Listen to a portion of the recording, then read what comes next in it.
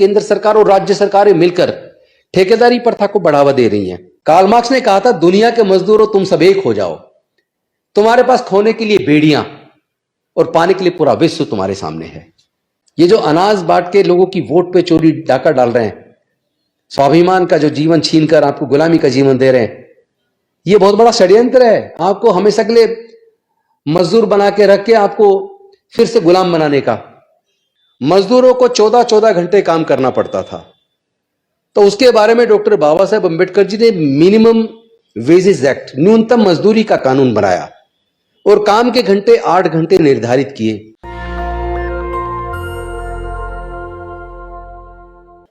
जय भीम, जय भारत, नमो बुद्धाय साथियों, जय मजदूर।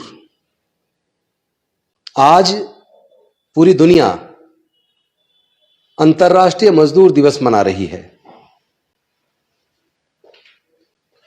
अब से कुछ साल पहले इंटरनेशनल लेबर ऑर्गेनाइजेशंस बने, इंटरनेशनल लेबर कॉन्फ्रेंसेस हुई। क्योंकि एक दौर था जब पूरे दुनिया के अंदर एक तरफ उपनिवेशवाद, पूंजीवाद हावी था और दूसरी तरफ कार्ल मार्क्स के नेतृत्व में सर्वहारा वर्ग, मजदूर वर्ग के हक अधिकार की लड़ाई शुरू हुई। और इस लड़ाई में अल्टीमेटली मजदूरों के हित में कुछ ट्रीटीज हुई, अंतर्राष्ट्रीय कुछ समझौते हुए। दुनिया के देशों को इंटरनेशनल लेबर कॉन्फ्रेंसेस के माध्यम से मजदूरों के हित में कुछ कानून बनाने पड़े।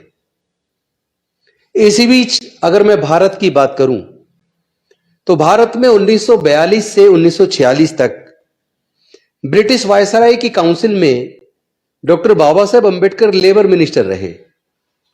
और उस दौरान एक तरफ उन्होंने किसानों से सुधार से संबंधित कई कानून बनाए, लैंड रिफॉर्म से संबंधित कानून बनाए, सिंचाई सुधार से संबंधित कई कानून बनाए, बिजली परियोजना से संबंधित कानून बनाए।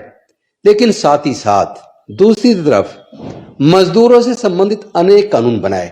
जैसे पहले कारखानों में मजदूरों को 14-14 घंटे काम करना पड़ता था, तो उसके बारे में डॉक्टर बाबा साहेब अंबेडकर जी ने मिनिमम वेजेस एक्ट, न्यूनतम मजदूरी का कानून बनाया और काम के घंटे 8 घंटे निर्धारित किए।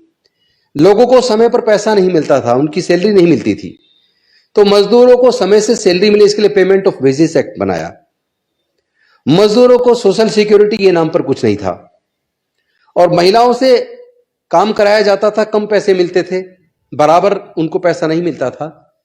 और प्रसव के दौरान जो छुट्टी करनी पड़ती थी बच्चे को जन्म देने के लिए, उसमें उनको सैलरी नहीं मिलती थी और कई बार उनकी नौकरी चली जाती थी। तो मैटरनिटी बेनिफिट लीव, उससे संबंधित कानून बनाया। और दूसरा एम्प्लॉइज इंश्योरेंस स्कीम, जो उसके बारे में कानून बनाया, ईएसआई एक्ट, उसके बारे में कानून बनाया। प्रोविडेंट फंड एक्ट, ग्रेचुइटी, यानी तमाम तरह की सोशल सिक्योरिटी के बारे में देश के अंदर कानून बने। और धीरे धीरे मजदूरों को कम से कम समयबद्ध काम के बाद समयबद्ध एक न्यूनतम मजदूरी मिलनी शुरू हुई। लेकिन एक समय 1990 के आसपास आया जब भारत में पुनः एक नए तरह के दौर की शुरुआत, वैसे तो पूरी दुनिया में हुई, लेकिन भारत में भी एक नए दौर की शुरुआत हुई, जिसमें ग्लोबलाइजेशन, प्राइवेटाइजेशन और लिबरलाइजेशन।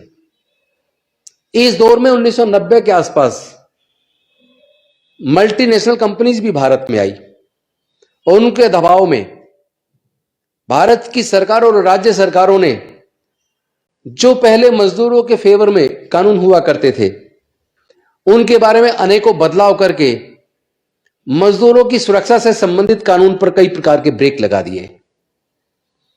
ठेकेदारी प्रथा को सरकारों ने स्वयं बढ़ावा दिया, चाहे वो केंद्र सरकार हो चाहे राज्य सरकारें हो। आज आप ठेकेदारी प्रथा के तहत एक तरफ सरकार का कानून है कॉन्ट्रैक्ट लेबर अबोलिशन एक्ट, लेकिन दूसरी तरफ सारी केंद्र सरकार और राज्य सरकारें मिलकर ठेकेदारी प्रथा को बढ़ावा दे रही हैं। और ठेकेदार को देखिए कि सरकार से 3 शिफ्ट में काम कराने का, चाहे वो एमटीएस का काम ले रहे हो, चाहे वो सुरक्षा का काम ले रहे हों, चाहे वो सफाई का काम ले रहे हों, नर्सिंग ऑर्डरली से काम ले रहे हों, तमाम तरह के काम लेने के लिए काम के चूंकि आज 8 घंटे निर्धारित हैं, तो वो 8 घंटे के हिसाब से एक दिन में 3 शिफ्ट बैठती हैं। लेकिन ठेकेदार क्या करते हैं, सरकारों से 3 शिफ्ट के मजदूरों की सैलरी लेते हैं, लेकिन उन्हीं मजदूरों को 8 घंटे की शिफ्ट की बजाय 12-12 घंटे की शिफ्ट में काम लेते हैं। तो अगर एक शिफ्ट में किसी एक जगह पर सपोज करो 100 सफाई कर्मचारी या 100 नर्सिंग ऑर्डरली या 100 चौकीदार जो सिक्योरिटी का काम देख रहे हैं, अगर मान लो 100 लोग तीनों जगह काम 8 घंटे करते हैं, तो 300 लोग काम कर रहे हैं एक शिफ्ट में। 3 शिफ्ट में 900 लोग काम करने चाहिए, 900 लोगों की सैलरी जानी चाहिए, और ठेकेदार सरकारों से 3 शिफ्ट के 900 लोगों की सैलरी लेते हैं, चाहे वो वीमेन एंड चाइल्ड डेवलपमेंट के होम्स हो, चाहे वो सोशल वेलफेयर डिपार्टमेंट के होम्स हो, चाहे स्कूलों के अंदर सिक्योरिटी गार्ड्स या एमटीएस हो, या अस्पतालों में काम करने वाले सिक्योरिटी गार्ड, क्लीनिंग स्वीपिंग का काम करने वाले लोग हों, नर्सिंग ऑर्डरली हों, या अलग अलग तरह के काम करने वाले लोग हों। वहां भी 3 शिफ्ट में काम करने के लिए अगर एक शिफ्ट में 300 लोग चाहिए तो 900 लोग काम करने चाहिए। 900 लोगों की ठेकेदार सैलरी ले रहे हैं सरकारों से, लेकिन वो इन मजदूरों से 12-12 घंटे का काम कराकर 2 शिफ्ट में काम करा रहे हैं, यानी 300 लोगों से एक शिफ्ट में और 300 लोगों से एक शिफ्ट में, और 300 लोगों की फ्री में सैलरी ले रहे हैं।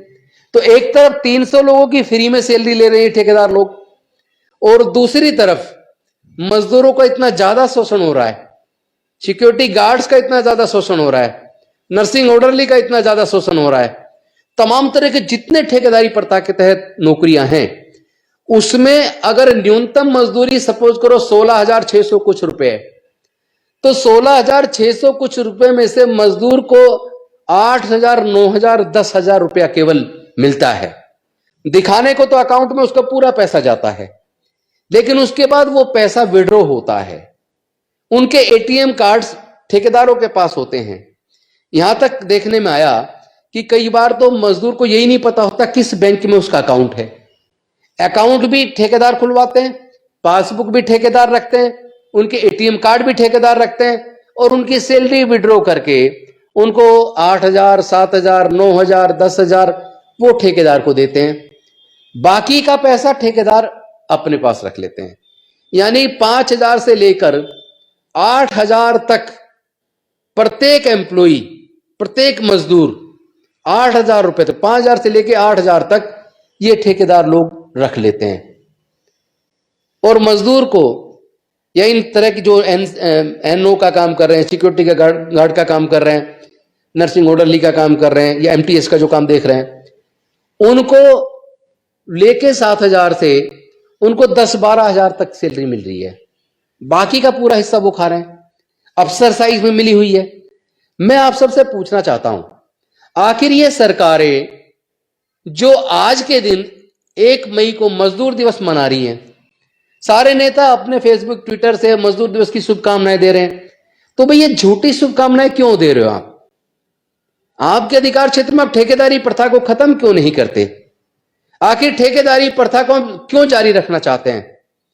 क्या आप उसमें कमीशन लेते हैं?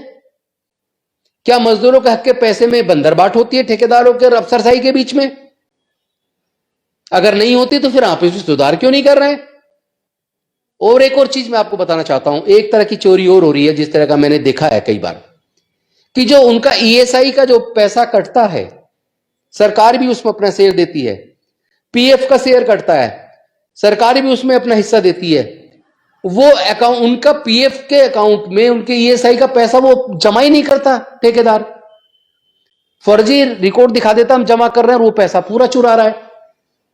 तो सरकारों के नाक के नीचे ये चोरी क्यों? अफसरशाही के नाक के नीचे ये चोरी क्यों? इसको कौन रोकेगा? ये जो मजदूरों का लगातार शोषण हो रहा है पूरे देश में, इसको कौन रोकेगा?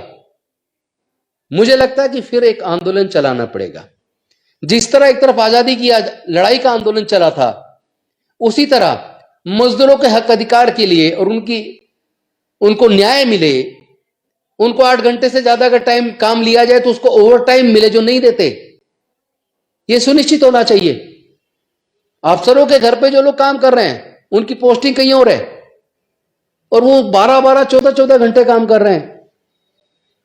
मैं पूछना चाहता हूं, ओवर टाइम जो मिलना चाहिए वो क्यों नहीं मिल रहा है? न्यूनतम मजदूरी जो मिलनी चाहिए क्यों नहीं मिल रही है? जो प्रोविडेंट फंड का, ईएसआई का जो बेनिफिट मिलना चाहिए वो क्यों नहीं मिल रहा है? लेकिन साथ ही मैं निवेदन करूंगा कि सभी ठेकेदार एक जैसे नहीं है, एक्सेप्शन भी हैं। कुछ 5% ऐसे भी ठेकेदार हैं, 95% चोरी कर रहे हैं उनके हक की, मजदूरों की हक की, लेकिन 5% शायद न्याय भी कर रहे हैं। लेकिन मैं कहना चाहता हूं, जिस क्षेत्र में अन्याय हो उस क्षेत्र पे जाना ही क्यों? सरकारें आखिर इस ठेकेदारी प्रथा को खत्म क्यों नहीं करती हैं? ये करना चाहिए। इसके लिए हम सब लोग मिलकर आने वाले समय में एक बड़े आंदोलन की तैयारी करेंगे और मैं चाहता हूं आप भी उस आंदोलन में शरीक हो। जो राजनेता, जो राजनीतिक पार्टी, जो मजदूर संगठनों के नेता मजदूरों की हक की लड़ाई में खड़े होने को साथ तैयार ना हो, ऐसे लोगों को भी आईना दिखाने का समय आ गया है। और ऐसे मजदूरों के नेताओं को भी और ऐसे राजनीतिक नेताओं को भी आईना दिखाने का समय आ गया है, जो उनकी बात तो करते हैं लेकिन उनको केवल एक वोट बैंक के तौर पर इस्तेमाल करते हैं। जब समय आता तो उनको हक नहीं देते। कई बार कई मंत्रियों के साथ, कई इंडस्ट्री के लोगों के साथ, कई अधिकारियों के साथ कई बार बात हुई। वो कहते हैं कि ये जो मजदूर है काम नहीं करते, जब इनको पक्की नौकरी पर रखते हैं तो ये काम नहीं करते, काम चोर होते हैं। ऐसा नहीं है साथियों। जब ठेकेदारी प्रथा नहीं आई थी तो क्या देश में काम नहीं होता था? जो पियोन की नौकरी करते थे, जो 4th क्लास के एम्प्लॉय होते थे, क्या वो सरकार में काम नहीं करते थे? ऐसा नहीं है कि वो काम नहीं करते। फिर दूसरी बात, जब आप नौकरी पे लगाते तो उसमें शर्तें होती हैं। जो काम नहीं करेगा, काम चोरी करेगा तो उसके खिलाफ कानून के तहत कार्रवाई कीजिए। ये काम चोरी का बहाना बनाकर पूरे इस 4th क्लास एम्प्लॉयमेंट को ठेके पे देना और उनका फिर शोषण करना, ये तो जायज नहीं है। जो मंत्री, जो अफसर, जो इंडस्ट्रियलिस्ट जो ये बात कहते हैं कि ये कामचोर होते हैं, इनको ठेके पे ही रखना चाहिए, वो बेसिकली उनके शोषण करने में शामिल है। आप कानून का सहारा लीजिए ना, लेकिन न्याय तो दीजिए। आप खुद को तो न्याय चाहिए, दूसरे को देने को तैयार नहीं हो। एक चीज और देखने में आई है, ये जो सफाई कर्मचारी होते हैं, चाहे वो एमसीडी में हो, ईडीएमसी में हो, एनडीएमसी में हो, कैंटोनमेंट बोर्ड में हो, पूरे देश के जो निगम निकाय हैं, उन निगम निकायों में जितने भी सफाई कर्मचारी काम करते हैं, वैसे तो उसमें कोई रिजर्वेशन वाली अलग से बात नहीं कि केवल पर्टिकुलर एक कास्ट को होना चाहिए। कोई भी मजदूर का काम कोई भी कर सकता है, सफाई कर्मचारी का काम कोई भी कर सकता है। लेकिन देखने में ही आया है कि सफाई कर्मचारी की पोस्ट पर भर्ती तो सभी कास्ट के लोग हो रहे हैं। ब्राह्मण भी हो रहे हैं, क्षत्रिय भी हो रहे हैं, वैश्य भी हो रहे हैं और दूसरे लोग भी हो रहे हैं। लेकिन जो सो कॉल्ड अपर कास्ट के लोग सफाई कर्मचारी की पोस्ट पर देश के निगमों में भर्ती होते हैं, वो सफाई कर्मचारी का काम नहीं करते। वो ऑफिस में बैठते हैं, वो अफसरों के पास काम करते हैं। ये गलत है। जब आप सफाई कर्मचारी की पोस्ट पे भर्ती हो रहे हैं तो फिर आप कूड़ा उठाने का, कूड़ा साफ करने का काम क्यों नहीं करते? ये तो अन्याय है, ये रुकना चाहिए। तो ये जो दमनकारी नीति चल रही है मजदूरों के खिलाफ, इसको रोकने का समय आ गया साथियों। मैंने तो मन बना लिया है। वैसे तो मैं पहले से ही जब वकील था तब लेबर लॉज में स्पेशलाइजेशन मैंने किया, तो उसके तहत मैं उनकी लड़ाई हमेशा लड़ता रहा हूं। और एक मंत्री रहते हुए, एमएलए रहते हुए भी मैं हमेशा उनके मुद्दों पे बोलता रहा हूं। लेकिन मैं अपने आप को असहाय महसूस करता हूं, क्योंकि जब तक सरकारों की नीयत नहीं होगी इस ठेकेदारी प्रथा को खत्म करने की, शोषण को खत्म करने की, जब तक राजनीतिक पार्टियां स्वयं इसको अपने एजेंडे में नहीं लाएंगी, सरकारें स्वयं इसको अपने एजेंडे में नहीं लाएंगी, तब तक ये शोषण रुकने वाला नहीं है। इसको रोकने का समय आ गया है। लेकिन आपको याद करना होगा कार्ल मार्क्स ने क्या कहा था। कार्ल मार्क्स ने कहा था, दुनिया के मजदूरों तुम सब एक हो जाओ, तुम्हारे पास खोने के लिए बेड़ियां और पाने के लिए पूरा विश्व तुम्हारे सामने है। तो वही मैं आपसे कहना चाहता हूं दोस्तों, आप वोट बैंक बनना बंद करो। ये जो अनाज बांट के लोगों की वोट पे चोरी डाका डाल रहे हैं, स्वाभिमान का जो जीवन छीनकर आपको गुलामी का जीवन दे रहे हैं, ये बहुत बड़ा षड्यंत्र है आपको हमेशा के लिए मजदूर बना के रख के आपको फिर से गुलाम बनाने का। गुलाम तो गुलाम होता है, चाहे सोने के पिंजरे में क्यों ना हो। आजादी की इस लड़ाई को लड़ना होगा। मैं अपना मन बना चुका हूं और बहुत सारे लोगों से मेरी बात चल रही है, बहुत सारे नेताओं से भी बात चल रही है, मजदूर संगठन के लोगों से भी बात चल रही है। आने वाले समय में मजदूरों की इस हक की लड़ाई को लड़ना होगा और ठेकेदारी प्रथा को जड़ से खत्म करने की लड़ाई को हम लड़ेंगे। मैं आप सबसे आह्वान करता हूं, आप सब लोग अपना मन बनाइए। बहुत जल्द हम इसके ऊपर पूरे खुले मन से इसके ऊपर एक रोड मैप तैयार करेंगे और इस लड़ाई को शुरू करेंगे, जिसमें ठेकेदारी प्रथा को हमेशा के लिए समाप्त करके लोगों को हक और न्याय के अधिकार की का रास्ता बनना चाहिए। हम उसको बनाने में एक नए आंदोलन की शुरुआत करने वाले हैं। हम लोग मिलकर इस लड़ाई को लड़ेंगे और हम लड़ेंगे, हम जीतेंगे। बहुत बहुत धन्यवाद। जय भीम, जय भारत, नमो बुद्धाय। नेशनल दस्तक की आपसे गुजारिश है कि अगर इसको बचाना चाहते हैं तो नेशनल दस्तक को सब्सक्राइब करने के लिए रेड कलर के सब्सक्राइब बटन को दबाएं, फिर बेल आइकन की घंटी दबाएं। नेशनल दस्तक को बचाने के लिए बहुत जरूरी है कि हर खबर को शेयर करें, लाइक करें, कमेंट जरूर करें।